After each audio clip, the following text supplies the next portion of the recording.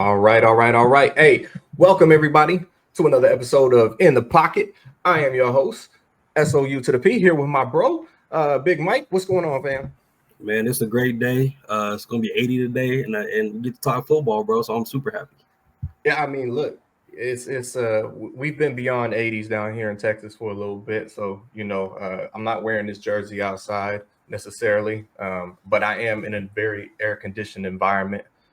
So it's a little chilly right now. It's a little brisk in the morning. It's a rough 84 degrees outside right now. Already. Yeah, already. But anyway, man, training camp is here, brother. Football season is starting to get to us. Uh, this is one of my favorite times of the year because it's like you can, what Beanie Siegel said, I can feel it in the air, right? Yeah. So, a couple of things before we really start digging into the training camp stuff, man, is a major contract that I think to nobody's surprise went down, and it happened finally after months and months of speculation, after an entire season of speculation, right? Brock Purdy, 5 years, 265 million. The 49ers go ahead and put a ring on it, metaphorically, because they haven't done that since the 90s. And they commit to Brock Purdy and tie themselves to Shanahan and Mr. Purdy for the next 5 years. How does that move sit with you, man? I felt like it was an inevitable thing that we all saw coming, but what do you think about the dollars here? I like it. He could have signed for more. They didn't give him more than Dak, even though he's accomplished more than Dak right now. Dak has that highest paid contract, so I do like it. That helps them be competitive. They dealt with a lot of injuries last year, so them re-signing him now actually gives them a little bit more cap relief this year that they can use, which they already did use that for a move that we're going to talk about a little bit. But I think it kind of helps that team be well rounded, and they're expecting Christian McCaffrey to be healthy this year, and then those receivers like Ricky Pearsall to take the next step. And I think Brock Purdy is a top 11, top like that 7 to like 12 range is kind of fluid, but I think he's in that range. You can make an argument he's a top 10 quarterback, and I think that contract is very fitting. He definitely earned it being Mr. Irrelevant to getting that big bag. So I love it for him.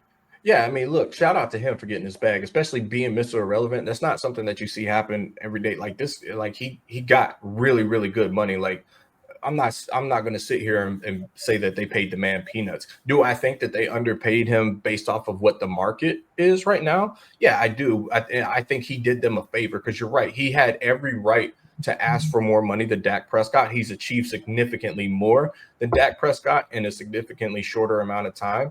But Purdy has also said from the onset, like his goal wasn't to be the highest paid quarterback. He just wanted to get what he thought was fair and what he thought represented, all that he had done for the team. And I think this contract puts him roughly around 53 million per year, Right. which isn't a bad place to be considering he was making less than $1 million a year on his contract, not even a year ago today. So, it's definitely life changing for him. I'm a little, if I was a 49ers fan, I would be a little bit worried about tying myself to this quarterback in particular. And I get it, right? You rather dance with the devil that you know than the one that you don't. Um, but we saw last year, I think, what a lot of people had speculated Brock Purdy could be if everything around him wasn't just so, right? When you talk about a team that was stacked up with injuries, Trent Williams missing significant time, Christian McCaffrey missing significant time, Brandon Ayuk missing significant time, Ricky Pearsall missing significant time, right? And the defense just not really doing what the defense has done historically, right?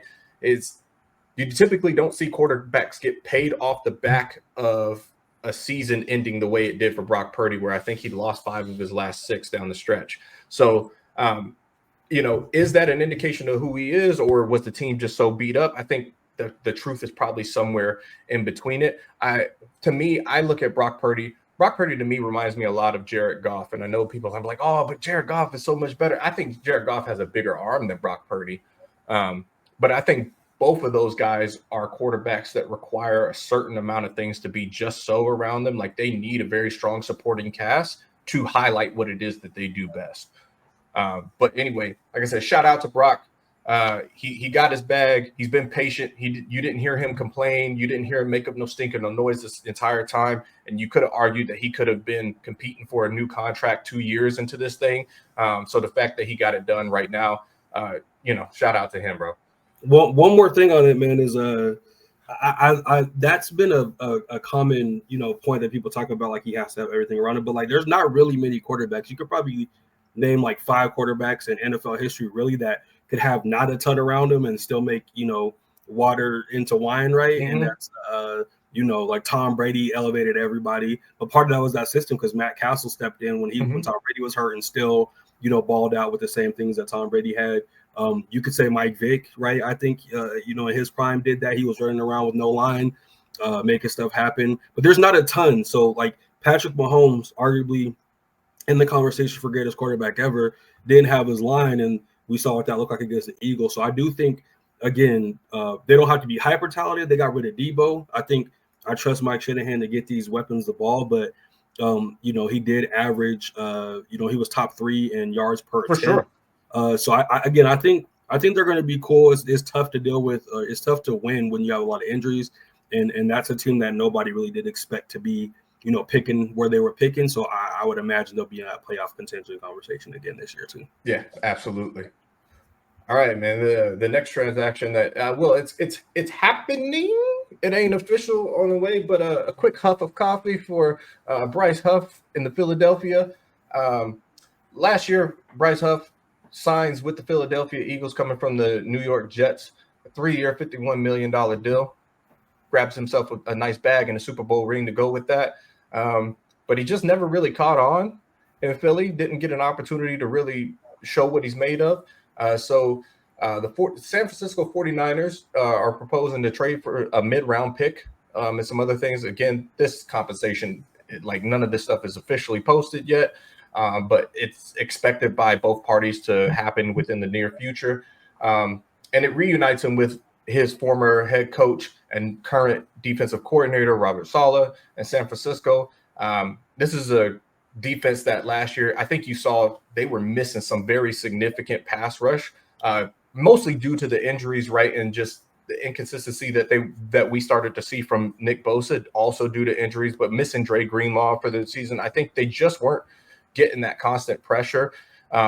So adding Bryce Huff to this mix makes a lot of sense for them to really bulk up that front, along with some of the things that they did with in the draft. So I think also having Robert Saleh back in the building, right, as a Rams fan, I'm sick to my stomach because that guy was the bane of my existence for years. I was so happy when he got the head coaching job. So there's no doubt in my mind that the defense is going to be back up to par this season when it comes to San Francisco. Yeah, I think this is a phenomenal move because really outside of Joey Bosa, they don't have like an established edge rusher. They have Michael Williams. Joey's in the little Bosa, my bad. Outside of him, they don't have like an established pass rusher. So being able to have Bryce Huff reunite with the man that really helps him get paid anyway, I think it's going to be good. And then that'll allow Michael Williams, because he played about a third of his snaps in college from the inside on third down. So I think that'll allow them to move some people around on defense a little bit better than they would have without him. They reinforced their D tackles, etc. So again, if you think of Robert Saleh, you automatically think of an elite D line, and that's something that was not a problem with the Jets. That's something that wasn't a problem with the Niners when he was there. But they have enough veteran playmakers and enough youth that the upside of that D line, they're going to be able to send waves at people, especially if they don't have a line. They still need a little bit of help in their secondary. They did hit that a little bit, but that's like their biggest question mark after losing Hufanga and Greenlaw, obviously at the linebacker position, but they feel pretty good there, obviously. So we'll see how that comes together. But having a good D line does take a lot of pressure off the cornerback room. So as those guys are developing and as they're finding the right mix for that, quarterback's gonna have to get the ball out pretty quick. So I think I like that move. And again, this kind of goes to that Brock Purdy deal. If Brock Purdy took the most money he was able to take, they wouldn't have been able to get Huff there. So, shout out to him for that. And that definitely makes that team a lot better for sure. Sure. All right, man. Well, hey, training camp is upon us, like we talked about at the top of the show. I just want to get right into it because it was a big, big topic of the offseason leading up to the draft. And then during the whole draft process, it turned into a big thing. And that's our boy, Shedeur Sanders. man, by all the reports that I'm reading and hearing, all the footage that I'm seeing, is if there is a QB battle officially, right, in Cleveland, Shador Sanders is winning it, and it's not close. So I try to be balanced on this stuff, man, because obviously without pads on, without people hating, without people being physical, it's essentially 7-on-7 right now, OTAs. Mm-hmm. So if people look good, you should look good if you're a quarterback that's going to make an NFL roster. However, the reporting also said Dillon Gabriel doesn't look like an NFL quarterback. So you have an opportunity to shine. So it's kind of very interesting to me to have the 4-string quarterback on the depth chart outperforming, their 3rd-round pick, outperforming, Joey Flacco, outperforming Kenny Pickett, et cetera, Super Bowl champion Kenny Pickett, who touched the ball last in the Super Bowl, Kenny Pickett, right? So I think it's good to see that he's outperforming it. I'm definitely looking forward to when training camp comes around with pads on.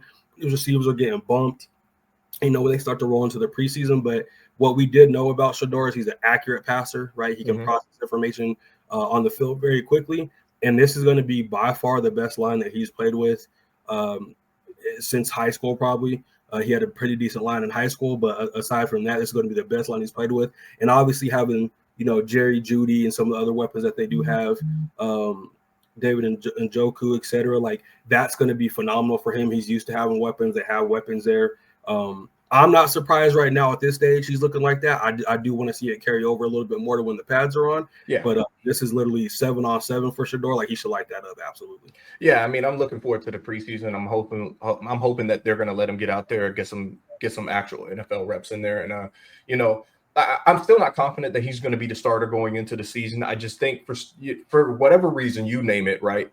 I think that Browns front office is very dead set on rolling out Joe Flacco to start the year, unless, like I said, unless Shador just does something that becomes undeniable to the entire team, right? And once he wins over the locker room, if that is how that stuff goes, where you've got the offensive line is campaigning, the running backs are campaigning, and the receivers are campaigning, and they're looking at Stefanski like, what are you like? Why are we rolling the other guy out here? Like, who we want? I think him earning the respect of his teammates is going to be the key to him seeing the field in meaningful snaps this season.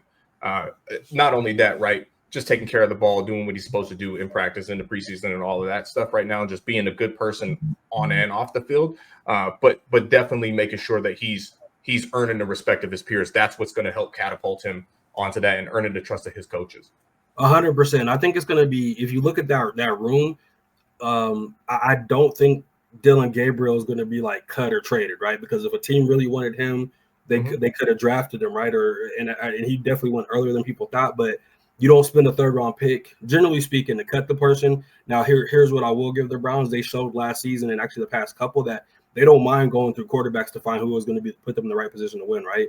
They played every single quarterback on their roster last year. Yeah, they sure did. And no quarterback that was on their roster last year is on the roster this year besides the masseuse that's at home right now getting his getting held up or whatever. Yeah. But saying that to say, I really look at it like, yes, Joe Flacco at this point of his career is a good, like, phenomenal backup. He's probably one of the top 2 backups in the NFL. And if he's going to be your bridge quarterback, he's going to get you probably 5 to 6 games. But then we kind of saw what that look turned into. He's in his 40s now. We kind of saw what that looked like. So I think at some point they will turn it over to Shador. And it really makes me think that Kenny Pickett will be the odd man out. There's a few teams that need some veteran leadership in their rooms. So I could definitely see him getting traded before the deadline, even maybe before the preseason, depending on how Shador does going into it. But you got to make sure that whoever your backup is going to be able to help get the starting quarterback prepared, and it can be in the game on a moment's notice. So I'm just really curious to see what they do. But we definitely know they're not going to go into the regular season with 4 quarterbacks. So we'll see who the odd man out is, but all the reporting, shout out to Shador. I definitely want to see what that looks like, coming up in the preseason. So yeah, man, it's an interesting situation for sure. It's funny because initially I thought that maybe Kenny Pickett would be the odd man out too when it's all said and done. But I also have a feeling that odd man out could be Joe Flacco, which sounds crazy because that would be a very, very young quarterback room. But as we know, when the preseason hits, people go down. I don't know if I'm a head coach, I'm not necessarily reaching for Kenny Pickett. I don't know if he necessarily moves the needle for me if I lose a quarterback. You know what I mean? Joe Flacco, we've seen what he does, like, and it's not like he moves the needle a whole lot. But I think about teams like the Vikings. Like if you're Kevin O'Connell, do you trust Flacco more, or would you trust a Kenny Pickett more if something were to happen to JJ? I mean, to be honest with you, I think Kevin O'Connell thinks he can have whoever and they ball out because that's kind of how his track record's been since he's been there. But I think the only reason I disagree with that slightly is because Joe Flacco turned down more money to go to the Browns, right? He's had offers. The Colts offered him money. The Vikings offered him money from all reports, and he turned down more money to go back to the Browns, who he helped lead to the playoffs a couple years ago, right? So I think that familiarity with that system, no matter what, is going to give him the advantage. Like I could absolutely see teams making an offer for him, but I'd have a hard time believing that they're going to let him go and have like the quarterback room be that young. That would put them in a very similar situation as the Saints, except for I think Shador obviously has more upside than anybody in that Saints locker room, in my opinion, in the quarterback room. So I see Joe Flacco being there. Again, that's a phenomenal mentor, number 2 quarterback, right? Super Bowl winning quarterback. But at the same time, I don't believe at this stage of his career he can go lead a team, all 17 games. Yeah. But at some point, maybe around their bye, maybe before their bye, because I think they have a little bit later bye. I think we'll see that handoff to Shador for sure. Yeah, well, let's go ahead and just keep it with the Minnesota Vikings. Obviously, I think with all the moves that the Vikings did not make this season in their quarterback room, I think that kind of tells you where they stand and how they feel about JJ McCarthy and their confidence. And me being a Michigan fan, I'm by no means a JJ McCarthy fan, but what I'm not going to sit here and do is pretend like the man can't play the position. He played the position extremely well in the system that Harbaugh was running in Michigan. It didn't ask a lot of him, but that doesn't mean that he was incapable. He was very good at processing. He's a bit more mobile than you think he is, and he does have a pretty significant arm on him. I think he has a bigger arm than Brock Purdy. I don't think he processes quite as well as Brock Purdy, but it's not so much of a drop off. I think Kevin O'Connell, right? Kevin O'Connell, Kyle Shanahan, Sean McVay, they're all kind of running similar systems in terms of what they're looking for and stuff in their quarterbacks and stuff like that. So I see with JJ McCarthy, I think you're getting a little bit better than Brock Purdy in terms of an athlete. Yeah, no, I think I agree with everything you're saying, and I really think that JJ McCarthy, again, like coming out, maybe not the biggest fan, but then you heard a lot of the reporting, and think about it. Kevin O'Connell for the last few years, obviously when they had Kirk Cousins, obviously last year, my boy that's in Seattle now, Sam Darnold, etc. Like he made magic happen with him, so he has a track record of, and he was a quarterback coach for Brock Purdy for a little bit before he got the head coaching job. So. Saying that to say, I believe not Brock Purdy. He was a quarterback coach for y'all, wasn't he? Yeah, he was our quarterback coach the year we won the Super Bowl. So right. So he has a proven track record of developing quarterbacks, and everything you're hearing out of really. And if you look at what JJ McCarthy did during the preseason last year, that short action he had, he was balling out. He looked like the best quarterback by far they had on their roster. So I think him in the training room last year, Hillen, probably getting to know everybody.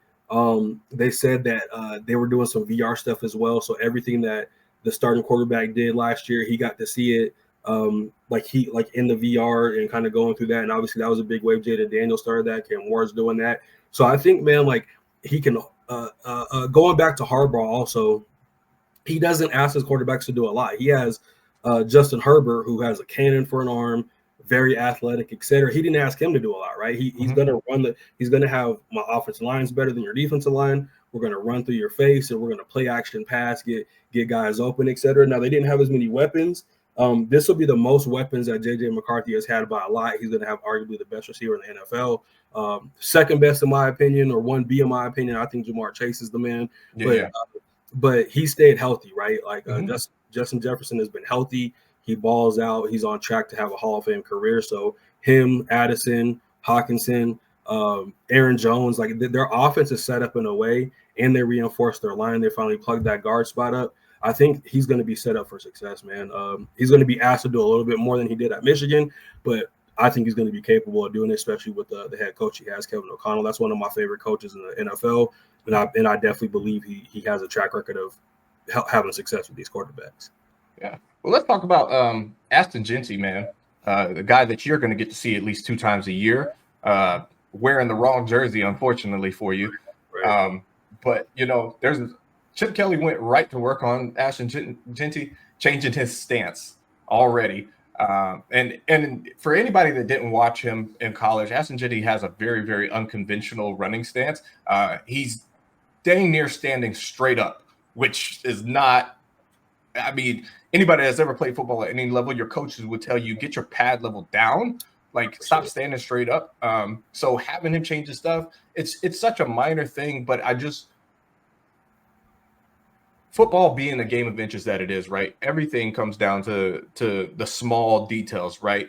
Even footwork for a quarterback, the follow through on your arm, pad level on the line play, like all of these little details matter so much. They have big impacts. Are you worried that Chip Kelly trying to change something that Genty's been doing for years now, though it's unconventional? Are you worried it's going to have an effect on his production in a negative way?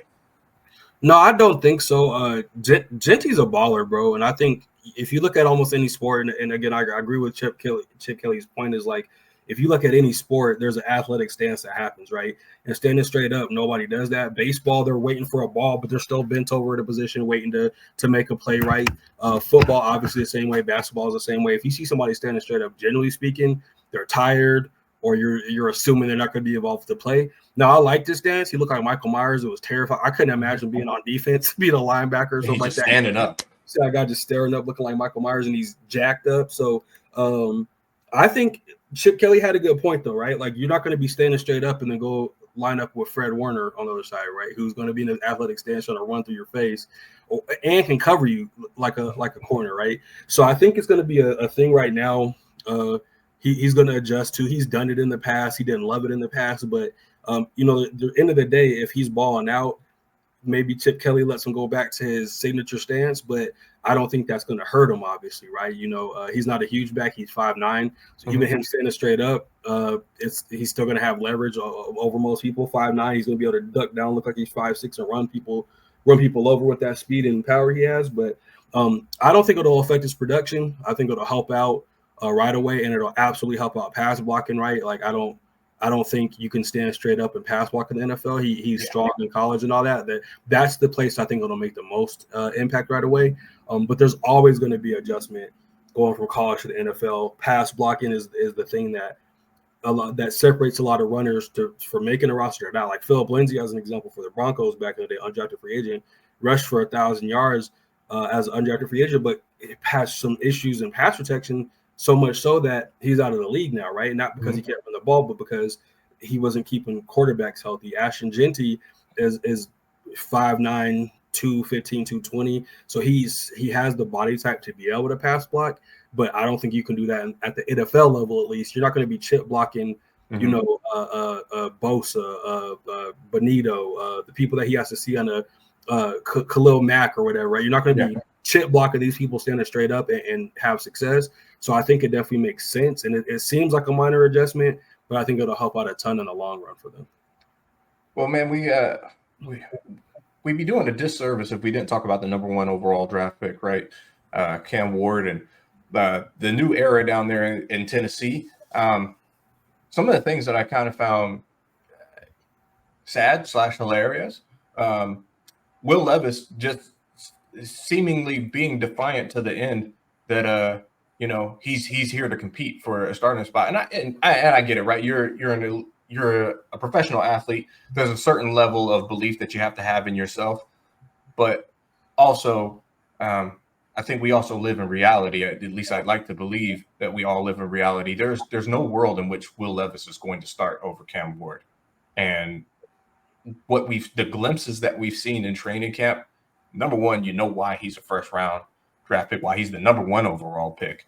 And then just number 2, when you see the precision and the power that he has, like the decision making, his capabilities, Cam Ward has been ready for this moment. And I think the fact that he's kind of been, forged in fire, right? It's like there was a journey for him to get to the University of Miami, and a lot of people don't even know who he was before University of Miami. But it's like it's a 0-star recruit going to being the number 1 overall pick in the draft. So I think if anybody's kind of built for this reclamation project in Tennessee, it's Cam Ward.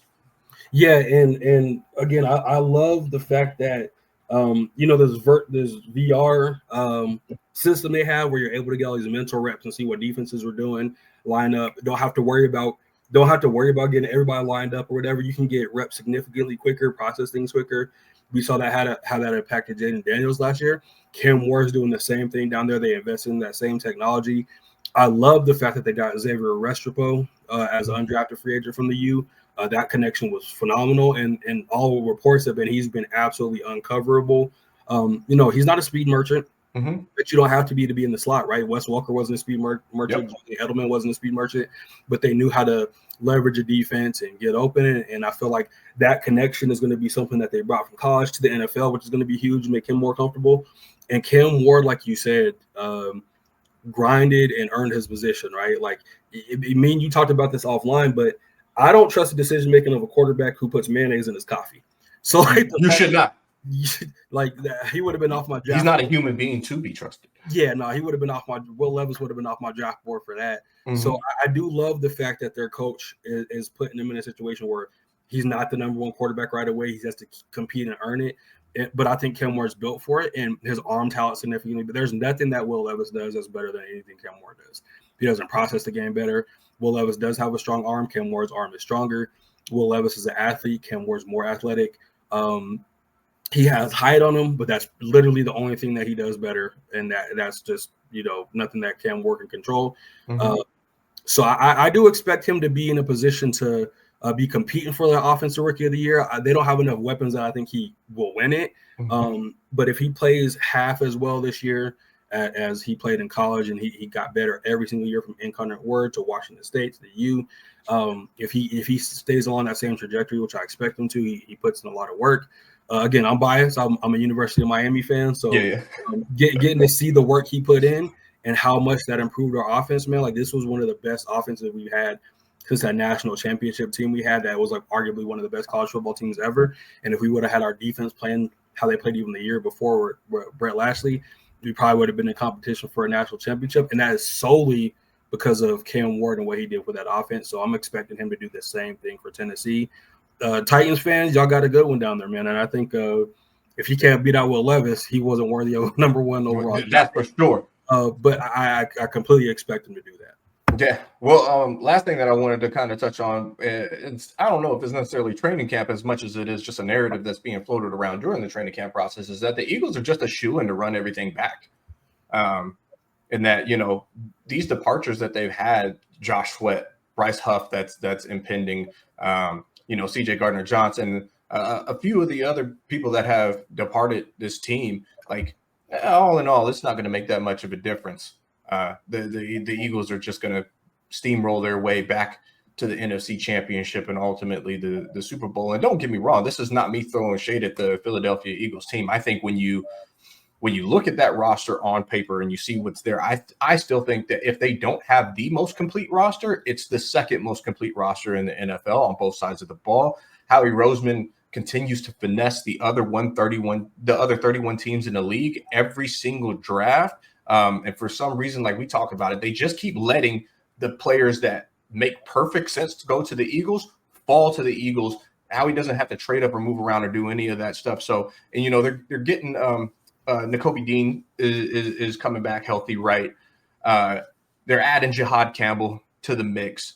They re-signed some of their key guys. It's another year with Kenyon Mitchell and Cooper DeJean back there. Like Saquon, you imagine Saquon has still got plenty of tread on his tires, especially running behind that big offensive line. Jalen, I think he showed it in the Super Bowl, right? Like, yeah, you guys are talking about me not being able to throw the ball. No, I can throw the ball a little bit. AJ Brown is still, I think he's still in his prime. He's at the end of his prime, but he's still in his prime. And then you still got Devontae Smith, which is I think he's still wildly underrated. Like 100%. Plays way bigger than he is. Yeah, dude, I still really, really like this Eagles team, but it is not easy to just run a thing back. And especially, again, the players are important, right? I think the players are the most important piece of the machine when it ultimately boils down to it, right? Because it's up to them to get on the field and execute. But I don't think we can underestimate the value of having a really good coordinator. And Nick Sirianni just got his contract extended, and congrats to Nick Sirianni. However you guys feel about Nick Sirianni, like he had a very interesting starting to his story in Philadelphia with that press conference that was just kind of all over the place, didn't instill a lot of confidence in anybody.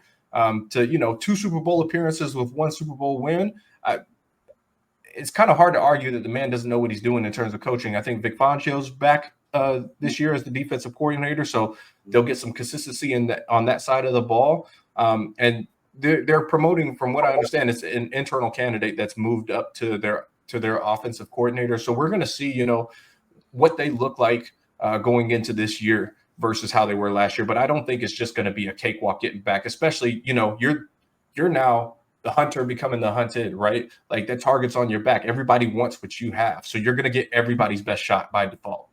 Yeah, I think the couple of moves that the couple of departures that happened from the Eagles that are going to make a big difference is one, Darius Slay, right? He brought some consistency to that secondary. And again, they have some young playmakers that showed what they can do, but they have to take a big step because while they were growing, they still had big play Slay right out there locking people down. He's gone. And another one was Milton Williams, right? Milton Williams was a big portion of that defensive line, getting after the Chiefs, getting after everybody, right? That rotation they had was phenomenal. Now, obviously, them bringing back Zach Bond was a huge thing. That was one of the biggest moves. He is the perfect linebacker for Vic Fangio's system. So I definitely think that makes sense. But the thing that I trust Howie Roseman, right? Because what he does is they draft talent. They let them sit pretty much for a year. Rookies really don't get to play that often for them. And if they do get to play like Cooper DeJean, that they're absolutely balling out. They got to be an absolute beast. Rookies generally don't play a lot for them. And that's so they can learn. They can develop behind the starters, and then they feel comfortable, and then they'll let a few starters walk, and they have a built-in replacement. But I just think that losing Josh Sweat, Milton Williams in that D-line, their D-line, I don't believe will be as good as last year, but I still believe they arguably have the best defensive line, which lets you know how good their defensive line was last year, right? Because they lost 2 pieces like that, and they lost Darius Slay, and you can still argue that they're top. If they're not number 1, they're top 3, right? They're absolutely unequivocally top 3. So as long as those guys stay healthy, as long as they figure out a good rotation, because they do like to rotate in pass rushers, offensive line starts hoofing, and you got a fresh Milton Williams lining up over you. That was a problem, right? So we'll see how that looks. Again, they added some people, but we'll see how they fit in, and we'll see how these young guys step up. But they really, I think after last year, they don't have a choice but to rely on their young guys. And again, their history, Nick Sirianni's coaching, like he's a coach's coach, man. That guy coaches up coaches. He has several guys that have gotten head coaching jobs or, big time coordinator jobs other places. So they hired him as an offensive coordinator, right? Like he was an offensive mastermind. So being able to, that's translated to their offense. I trust, obviously, Vic Fangio is one of the best, if not the best, defensive coordinator in the NFL. He's going to always be in that conversation. So they have some moves, but I do agree 100%. It's not going to be a cakewalk. Like the Chiefs kind of showed. I think people see the Chiefs and they were like, well, they made it to all these AFC championship games and they made all these Super Bowls and they could just get it back. That's not how it is, man. That's not a normal thing, which is why the Chiefs are held so highly. The NFC is way more competitive this year, right, than it was last year, especially with some of the injuries if teams are staying healthy. The Lions are still there. The Vikings, will see what they are. If JJ McCarthy is everything he is advertised to be, then he's going to be a problem. The 49ers, the Rams are close to beating the Eagles, right? I really thought whoever won that game was going to win the Super Bowl, and it turned out that way. But I did see that, and the Rams are kind of reloaded, coming back with Devontae as well. So much more competitive. Tampa Bay, right? I think they'll be competitive. They filled in some weaknesses, so I don't think it's going to be like a cakewalk for them to get back. But I don't see anybody in their division. Commanders, actually, I forgot about the Commanders. Yeah. Besides the Commanders, I don't see anybody in their division really giving them trouble. But they do have some heavy hitters in that conference that's going to not make it a guarantee. I do think at minimum they'll get back to the NFC Championship game if they stay healthy. and these young guys step up on the defense. And Vic Fangio does a really good job of coaching guys up. Obviously, he used to be the coach for the Broncos, and I got to see that firsthand. But he also is an old school coach, and he loses some players after a while, right? He has been to a lot of places for a long period of time, like 5-10 years, because he's hard old school coach, and you can't just do that. And with these newer age guys, the NIL type guys who are used to just being able to transfer if they don't like something. So we'll see how that fits in the second year, third year. But I think they're going to ball out. I don't see. I mean, if I had to bet on a team to win the Super Bowl again, it would be them. And I absolutely have all the confidence that they'll win the NFC East again. Yeah, man. It's again, it's not going to be a cakewalk. I think again, you look at those guys when the new Madden rolls out, they're going to be the highest ranked team that's on there. Probably, they're probably a good favorite to win the whole thing. But man,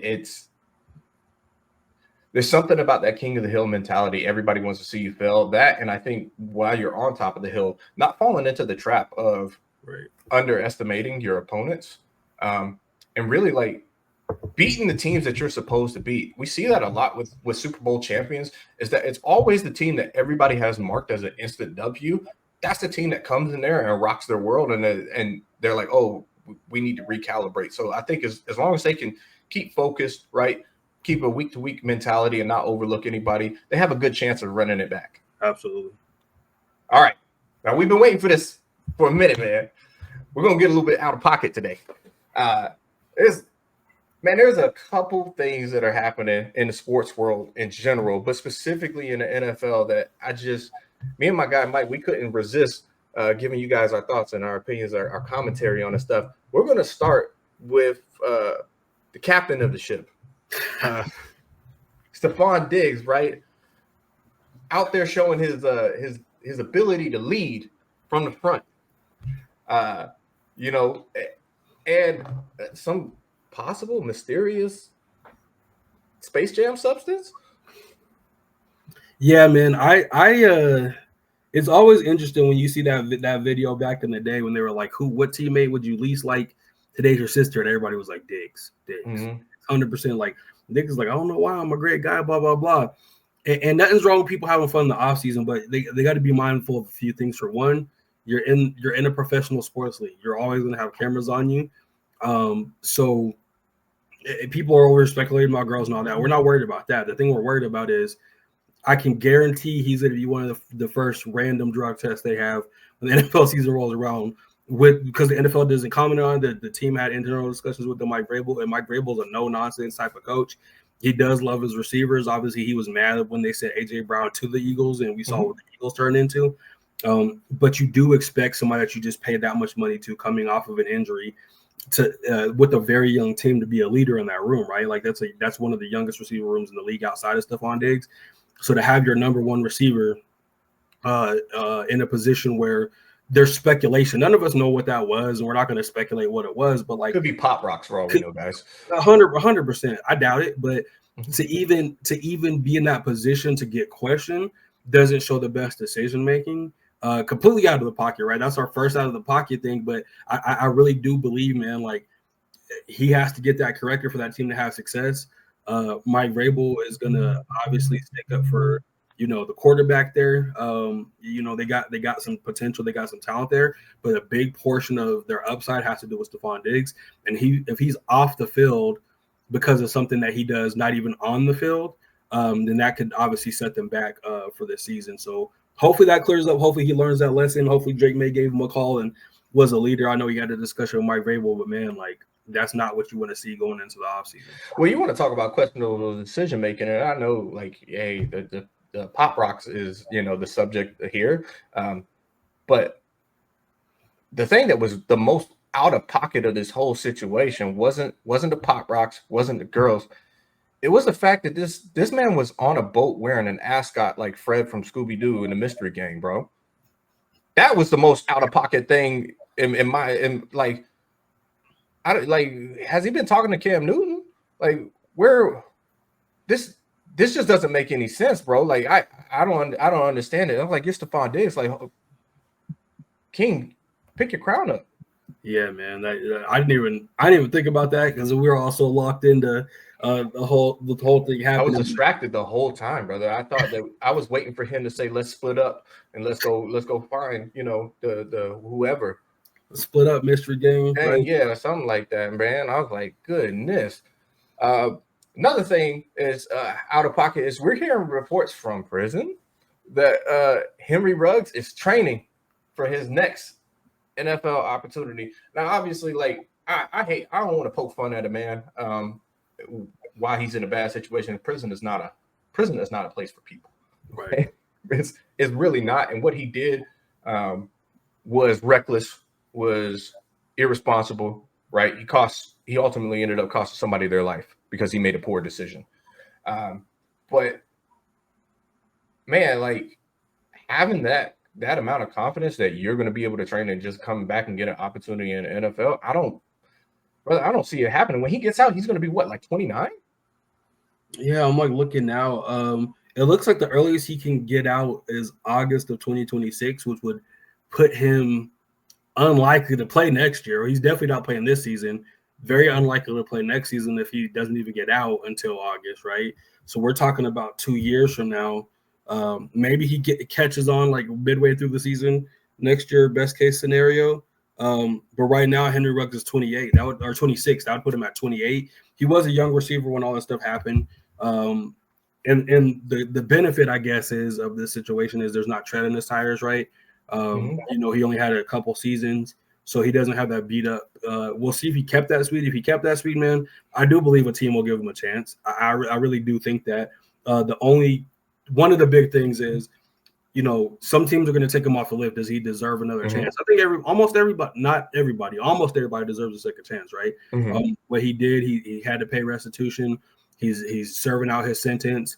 The family didn't want him, the family didn't want him to be in jail for the rest of his life or something crazy. He could be in jail up to 10 years. All reports are the good behavior. The earliest release is next year, and it's looking like he's on track for that. So I don't know if it's realistic for him to get opportunity, but if he has that same speed, man, somebody will take a flyer, signing him on a vet minimum deal, less than $1 million to see what he can do in a training camp. I think would be worth the swing, but hopefully he, I'm glad he has that to focus on to be able to get out, but he does have a lot of people, Jerry Jeudy, Josh Jacobs, et cetera, rooting for him, Devontae Smith, et cetera, like that brotherhood they do have. So I know he has a lot of support, and we know he'll have the resources based on those brothers he played college football with. That when he gets out, he'll have the best training. So. Yeah, I mean, listen, I have no doubt that he hasn't lost a single step. I mean, if prison is anything like the Boondocks indicated, I'd be running for my life every single day. Probably got faster. Yeah, brother. He probably that's what I'm saying. So, hey, we'll see what happens when he comes out. But something else that's completely out of pocket. Something that I realized, like, bro, I got to take all this stuff off. I realized, like, I'm not a big enough fan of my team. I don't care enough about my team. Xavier Michael Bubadar, or you guys might know him as Chiefaholic, 29 years old, sentenced to 17 and a half years in prison for robbing a bank, Batman and Robin style. Like, it wasn't no like credit card scam, ATMs, taking the money out the machine, stuff like that. Like walking up to the teller, threatening them with a weapon. Everybody put the money in the bag and rolling out. First of all, that's outrageous in itself that is still happening in the year of our Lord 2024 is when this. I think the last one was happening. No, 2023 is when the last time it was happening because he's been sitting for a minute. In addition to that, recent developments have come out on his case that in addition to the 17 and a half years that he's been sentenced to, he's also been ordered to forfeit all of his property, including some signed memorabilia from Patrick Mahomes and other notable members of Chiefs Kingdom, as the judge doesn't feel that it's right for him to be able to profit off of any of this kind of stuff, profit off of his notoriety that he made doing YouTube, things of that nature. So he's been forced to pay a lot of that stuff back. Also, he's been forced to pay $10.8 million in damages directly to the bank teller that he threatened. Yeah, that's one of the craziest stories, man. It really does sound like something out of like a like a Bugs Bunny cartoon or something, man, like with Elmer Fudd or somebody robbing something. I don't know. It's absolutely insane. And the thing that's wild, bro, is he had a string of bank robberies. It was A string. He's a serial bank robber, is what they said he is. Yeah, my guy was like Bonnie and Clyde, bro, just robbing as many banks as he possibly could. Or like my boys from Centers, you know, but before they were back home. What kind of banks do they got down there where you could just be a serial bank robber in the modern age, bro? Yeah, and how that stuff worked out, bro. I wonder if they got like this is what I wonder. Did he wear his Chiefaholics mask? Is that how they knew it was him? How did he do it? But to be in jail for 17 years, bro, and everybody was wondering that you talked about his job. He had a lot of notoriety, obviously, in the media, and for him to always have like real good seats, got close with the team realistically. He had players like Pat Mahomes, etc. Talked about him all the time. He signed autographs with them. He followed these teams around to every stadium. We were at a Broncos Chiefs game, and he was at the Broncos game when the Chiefs were playing them. So clearly, we figured out where that money was coming from. I thought he was maybe just affluent based on family or something. But Buddy was putting work in. He said, "I'm working hard for this money by taking your money.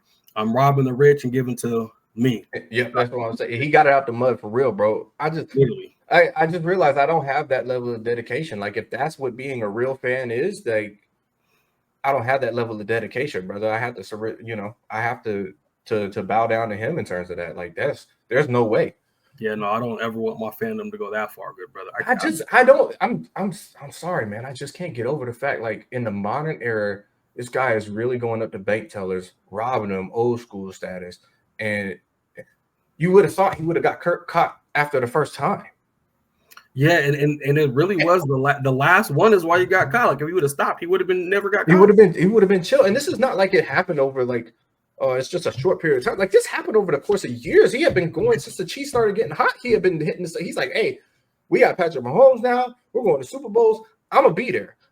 My job ain't paying me enough to be there, but I'm gonna make a way. I'm gonna make it He's happen. the definition of where there's a will, there's a way. I think we can give him it's out of the pocket, but man, I think we can give him the fan of the year for sure. Fan of the decade, brother. This is a fan of the generation right here. I don't know anybody that's robbing banks to go see their team. Yeah. Wow. All right. And the last thing, listen, this touched my heart a little bit. You're petty. I am petty. If there was ever a question of what actual team based in Los Angeles is the team of Los Angeles, it's the one that I'm wearing. It's not the other one. Right. You want proof of that? You say, well, why? Chargers got just as much chance to be the team of LA as the Rams, right? Like, they both showed up at the same time. They both play at the same stadium. Sure. But let me ask you this. Is the NFL moving a home game for Chris Brown if the Rams are playing? Absolutely not. Yeah, so there's a report that the Chargers were supposed to play at SoFi Stadium in week 2 of the upcoming NFL season, and somebody tapped the NFL on the shoulder and said, "Hey, see, Breezy already got the stadium reserved that day. He's performing, and we're not moving that." And I have a feeling that Stan Kroenke probably has something to do with that. He said, "Listen, these fools don't pay no rent here. Right. I need to get my money. I've already signed the agreement with him. He's going to bring us revenue.